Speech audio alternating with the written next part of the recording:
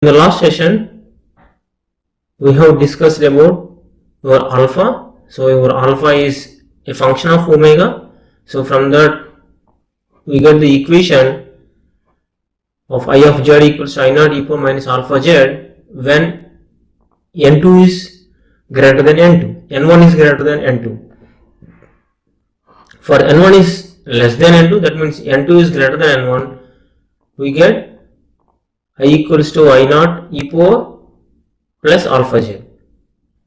So one is for the top figure, so that is alpha of omega is function of omega. So we get that this distribution is almost close to your line shape function. So when n1 is less than n2 or n2 is greater than n1, so you get I of z equals to I naught e power minus alpha z. So where it's exponentially increasing from the input intensity. In the last class we actually started from the bottom, but anyway we haven't defined any units on the y-axis. So in general it starts from the input intensity, whatever it is, I naught. So that is your I naught is input intensity. From there it will exponentially increases, so that is called amplification. So we are doing the amplification when your n1 is less than n2 or your n2 is greater than n1. So that is because of your population inversion. So your di by dz is equals to alpha, that is your in principle we call this Beer-Lambert's law. So maybe you have studied in previously in your masters or even in your graduation, bachelor graduation.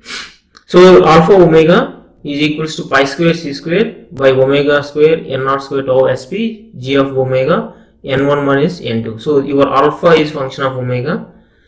So when n1 is greater than n2, you have this equation. So that means your I of z, as your light propagating through a medium of length z, your I naught will decreases. Your I naught is your input intensity, which will decreases exponentially as it passes through a medium with either you call a z is the thickness of the material. So as it propagates through the thickness of the material, it exponentially decreases. When n2 is greater than n1, your I of z is means your intensity of the light, it changes with respect to z. How it changes? It changes from your input intensity into e power alpha z. So that means you are exponentially increasing. So that means you are gaining the intensity of light. So if we plot it, so your I of z is function of z. So that means your intensity is exponentially decreases from your I naught value. So your I naught is input intensity. So this we call attenuation. So when light propagating through a material, if it loses the intensity, then we call this material is attenuating. It's reducing its intensity, we call attenuation. So in this case, the attenuation is happening exponentially. Okay, so this is exponential attenuation, and in this case, it's exponential amplification.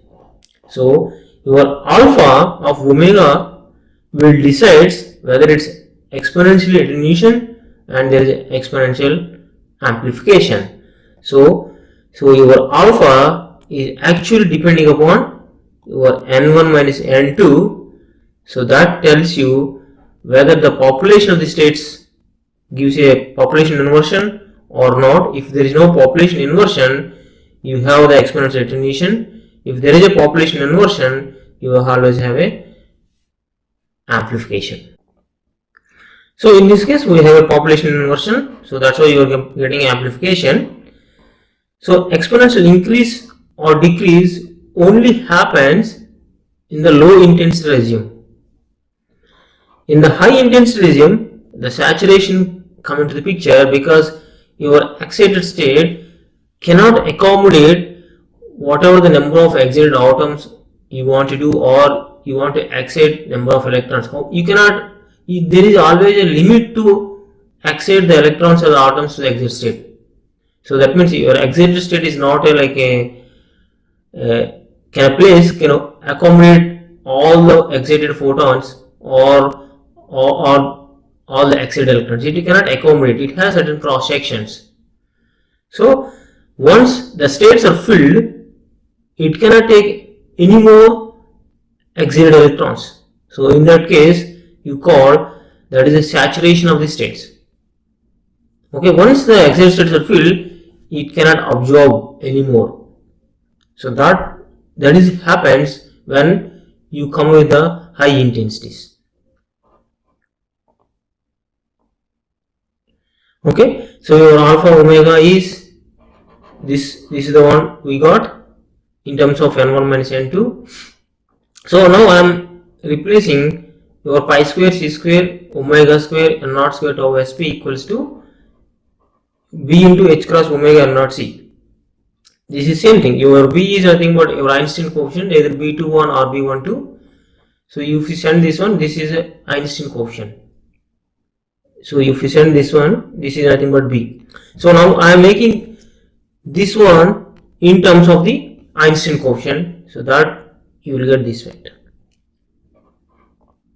So now your alpha omega, you integrate for the full spectral width to accommodate all the spectral lines. Your alpha omega d omega is equals to integration of b h cross omega n naught c g of omega n1 minus n2 d omega. So now we are talking about near monochromatic radiation. So far now we are always concentrated for the near monochromatic radiation. For the near monochromatic radiation, so all these are the constants, considered as the constants. So now you have only your line width of the atomic line widths are present here. So now integration of alpha omega d omega equals to b h cross omega. So it's a single frequency. So that's why we take out common, because it's nearly monochromatic radiation we talk about. So n1 minus n2 integration of g omega d omega. So we know that integration of g omega d omega equals to 1. So now your alpha is nothing but your integration of alpha omega d omega gives you your alpha, that equals to b h cross omega n naught by c n1 minus n2. So this is your final absorption coefficient for the full spectral line. So in this case now you have n2 less than, much more less than n1. So for example, the case you consider your n2, that means the number of atoms in the excited state E2 is much lesser than the n1. So that means you can calculate from this, if your n total equals to n1 plus n2, the total number of atoms on the states E1 and E2 becomes n1 plus n2. So that there is eventually, because your n2 is much more less than or n1, so that means your n total almost n1. So now your alpha becomes beta h cross so omega n naught by c. You can neglect your n2 because your n2 is much more less than n1. You get n1. So now we know the a21 by b21 coefficient. I am writing this one in terms of the here now this equation, your alpha equals to beta h cross omega n naught c. Your n1 is nothing but n total. So I will write down this factor as a sigma. So your alpha equals to sigma n total. So now your sigma equals to b h cross omega n naught by c. So now I am writing the b in terms of the a21. So now I am replacing b in terms of this a21 factor. So now sigma becomes h cross omega n naught pi square c cube divided by this c and h cross omega cube n naught cube. So now this H cross and H cross gets cancelled, one C will get cancelled and one omega will get cancelled here and one N naught. So then your sigma is nothing but pi square C square by omega square N naught square A21. So right now instead of omega angular frequency, now we are converting a frequency 2 pi nu. So you will get pi square C square, your nu becomes C by lambda, 2 pi square, so that is 4 pi square, nu square is C by lambda whole square and naught square 81. So now your sigma equals to this pi square gets cancelled and now you have C square 4 C by lambda whole square and naught square 81. So final equation is your C squares gets cancelled either here. So now you have equation of lambda square by 4n square 4 n naught square 81. So now your Einstein coefficient can determine the total rate of emission or absorption which is integrated over the entire spectral line. Okay, so this sigma is the total rate of the either emission or the absorption. Okay, so this is about the total Einstein coefficients. From this Einstein coefficients we can extract your lifetimes, you can extract your rate of emissions and rate of absorptions. So now we move on to construction of laser oscillator. So now you so far having a full background of how the lasing will work. So now with the background, so with the introduction of these fundamentals of laser, can you are able to construct a laser system or construct a laser oscillator. So now we start together. Okay, now I have active medium. Okay, so 2 mirrors. Next, light sources, pumping circuit. So you require pumping.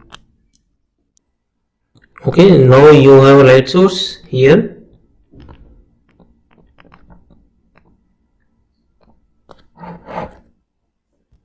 You have constructed a laser resonator. You have a light source for pumping and you have a gain medium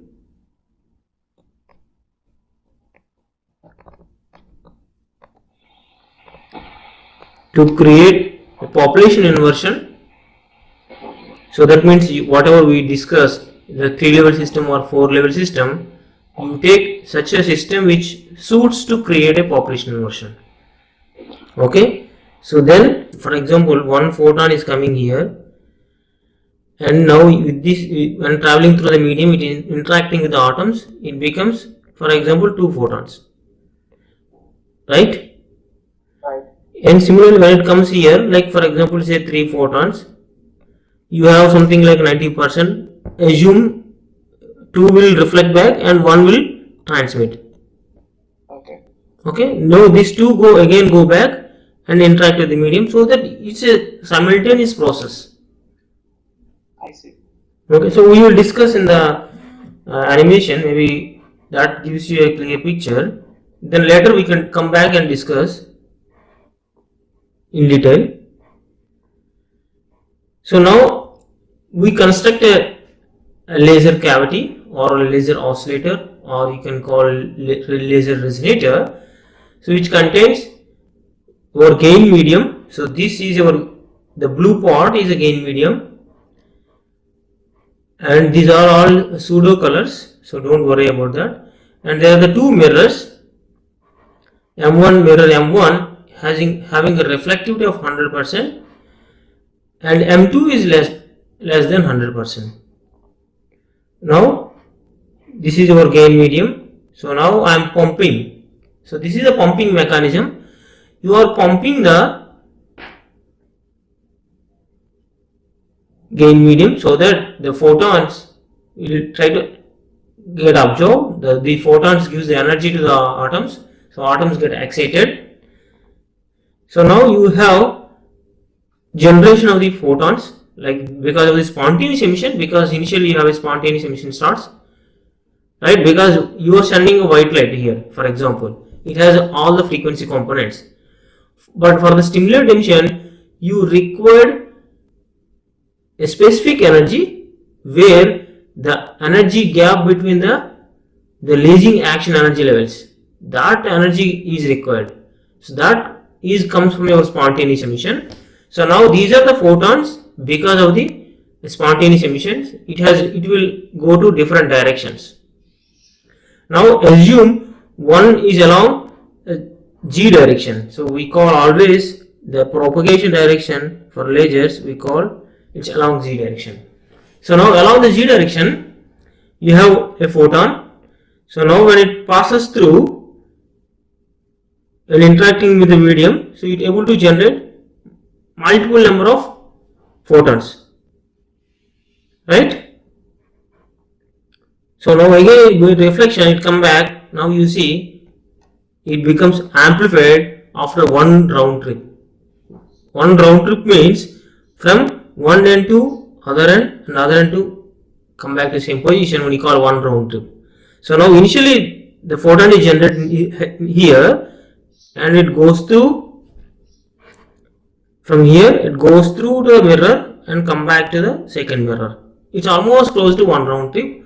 Now you see one photon becomes almost 6 photons.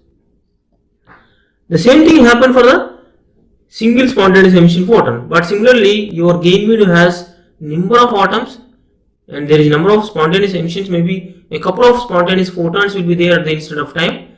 So now you assume how many number of photons will multiply, like amplifying in the medium, so that you get the intense laser beam. We have the two things, one is spontaneous emission and second thing is stimulated emission. What we care about is stimulated emission photon. See, there are multiple photons will go, you will lose, because these are spontaneous emission photons.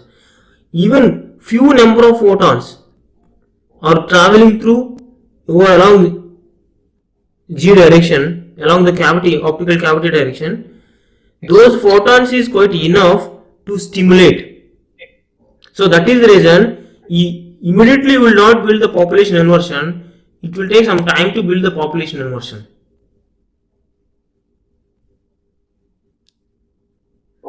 In any laser system, once you switch on the laser system, you cannot work immediately, because so initially the spontaneous emission will dominate. So once many number of photons is going through the stimulated emission, so then your optimization process will take certain time. Then your laser beam will be stabilized. You always get the stimulated emitted photons. Yes. Yes. So this is a simple cavity we are discussing. Then we always have different components we will keep inside the cavity. For example, I can keep my aperture here. I can keep a slit, so that I want, for example, beam size of 10 mm. I want the beam size of 10 mm. I can keep the aperture inside the 10 mm, so that any spontaneous emission photon coming, they will block. Finally, I want only the laser beam. The laser beam means only the stimulated photons. So that gives me the unidirectional. The remaining, if any spontaneous emission photon comes, after come through this partially reflected mirror, only the stimulated emission photon can go like this. The spontaneous emission photons will quickly almost diverges because of the different phases. So your only stimulated emission photons only will go in a directionally. So that gives you a directional to the beam. Okay, so maybe I will end now. So we will discuss further in the next class.